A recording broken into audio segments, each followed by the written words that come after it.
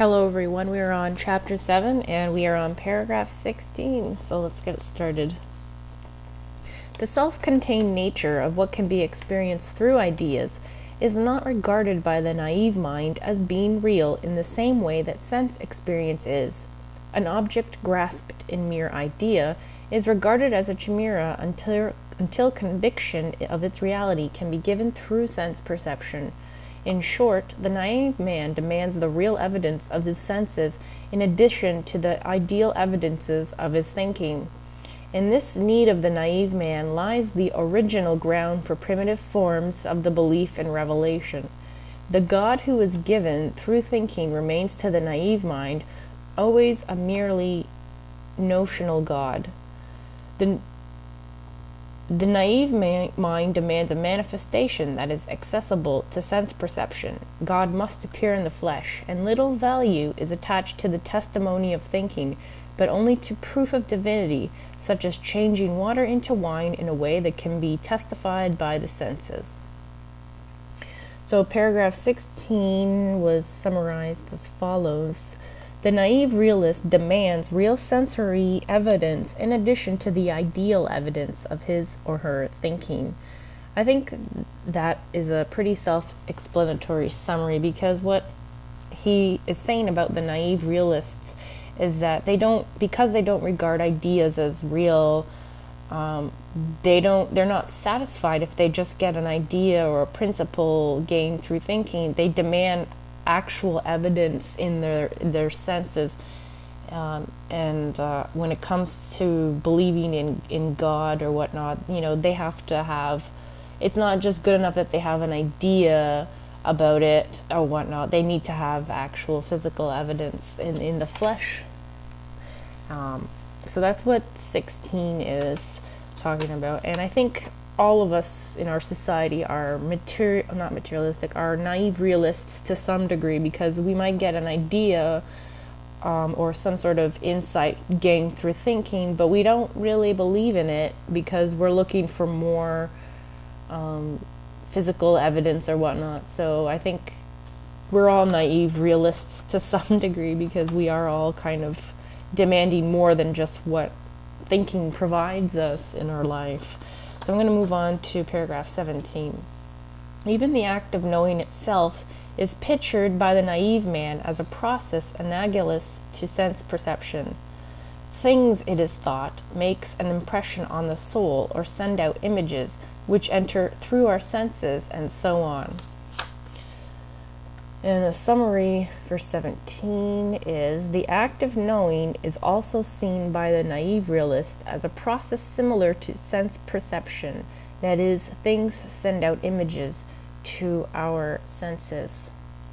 Okay, so paragraph 17 is just basically saying, even for the naive man, the process of knowing how we know things, even that is similar to sense perception, and they think, objects make an impression on our soul by sending out images which enter through our senses. So it's also for them as well a very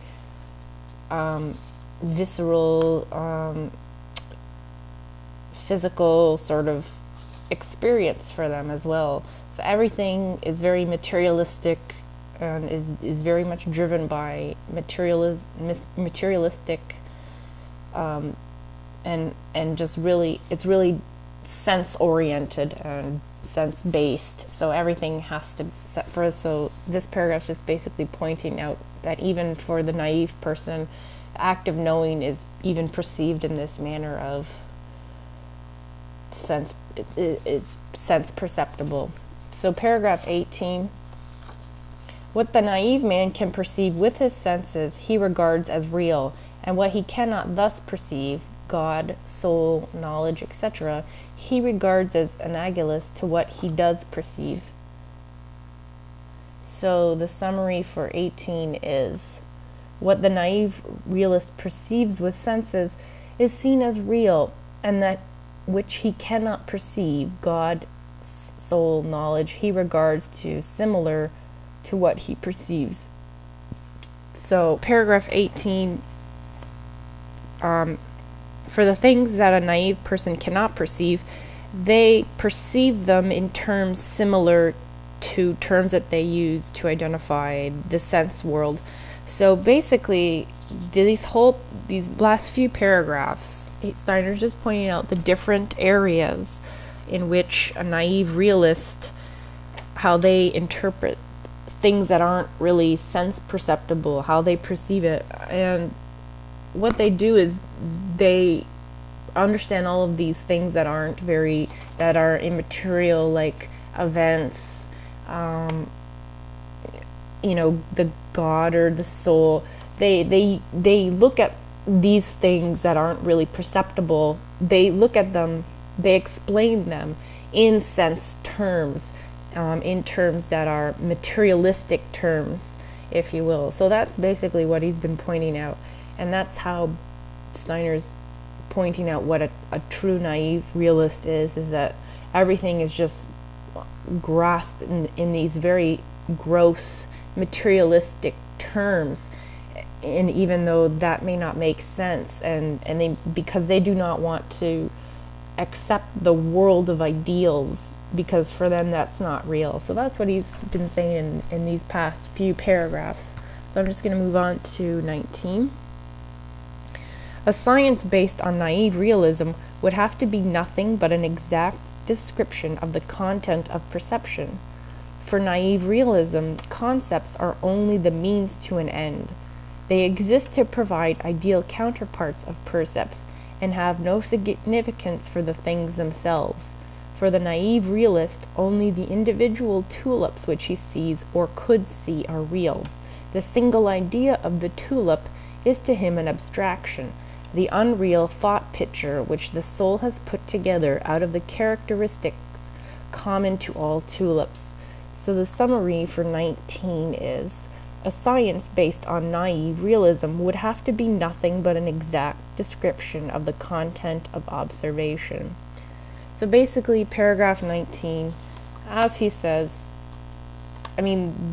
because the naive realist doesn't acknowledge thinking and the concepts as something very significant, then a science that is based on naive realism would just have to basically describe everything, and that's your science. But we all know that science isn't just about describing things. There's principles, there's ideas behind these things and whatnot. So and Steiner here points out how naive realism would see a tulip, for example, because they don't believe in ideal counterparts of objects.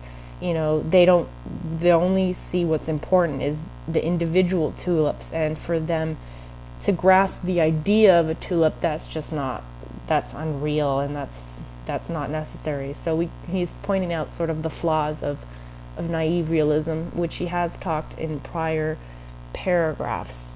So I'm gonna stop it there because 20 is pretty long.